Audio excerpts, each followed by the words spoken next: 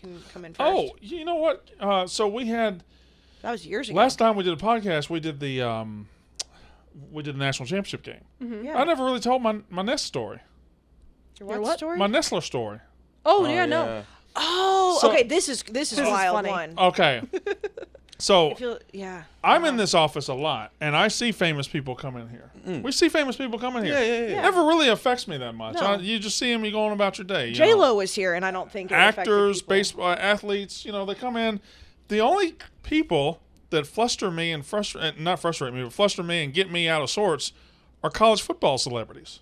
People in the world of college football. We have the story of me meeting Herb Street on the tarmac where I froze up, and I'm glad you admit that. You now. embellished that, but I didn't do really. not. But I was just being nice. I But do not. a couple of weeks ago, me and Katie were flying down to Mississippi so I could do the Pizza Hut commercials, and we're in Atlanta, and we're getting ready to get on our flight to GTR, the airport there in Columbus, and I walk up to the gate and I'm looking to see we're about to board. Can also add that you are the person that the moment it starts boarding, you are the first person up. Like first class was boarding, and you were not even in that group. Sorry. Well, it was a teeny thing to Mississippi. I was in first class.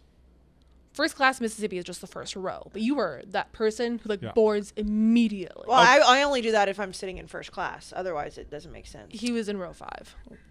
Not first class. First of all, I was in row 7, and secondly, I'll get on the plane whenever I damn well please get on the plane. Get on the plane, King. Secondly, so I'm going up to where they're about to board, and I hear this voice.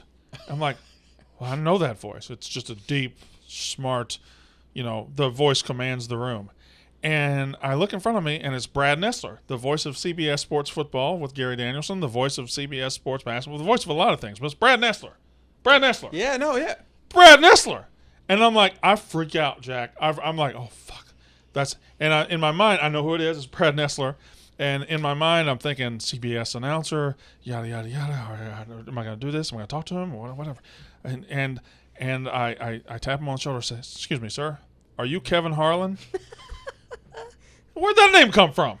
Also a CBS announcer. Wait, was it a joke that you No! It came out of my mind. So the only reason that he admitted that he did that was because in the group text, he's texting us about meeting Brad Nessler. Yeah. And I said, if you are an avid college football fan, you know the name Brad Nessler. I would make the argument that from a popularity and a visibility standpoint on the internet, Brandon is much more known than Brad Nessler would be. And then I went and looked it up on Twitter, and Brad Nessler has, less than 10,000 followers. And I get it. If you are a TV person, of course you know that. You know his voice. You don't know his face. You wouldn't know his face. Yeah. So then I said, I think that Kevin Harlan, in the group text, I was like, I think that Kevin Harlan is way more recognizable than Brad Nessler, and people still wouldn't necessarily know his face. And that's when he decided to admit that he had said Kevin Harlan.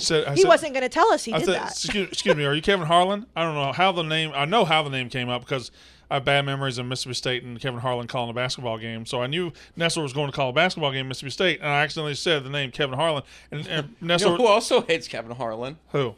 I'm pretty sure Frank the Tank hates Kevin Harlan. Whatever. That's a Frank the Tank thing.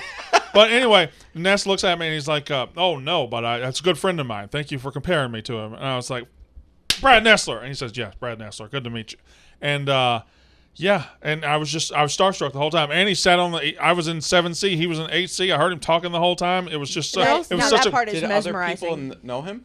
No. I was the only one. He's also missing the point where he skipped back to me and came up and slammed on my leg like a little kid. I did. It could have been like John Cena. I went back. I was like, "Hey, it's Kevin Hart." No, see, I did it again. That's Brad Nessler. That's Brad Nessler.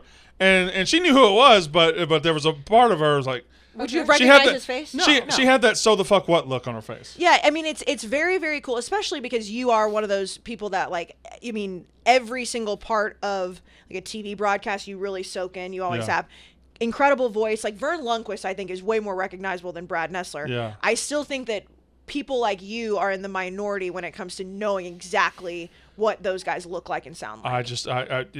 Unless it's their favorite I was absolutely starstruck.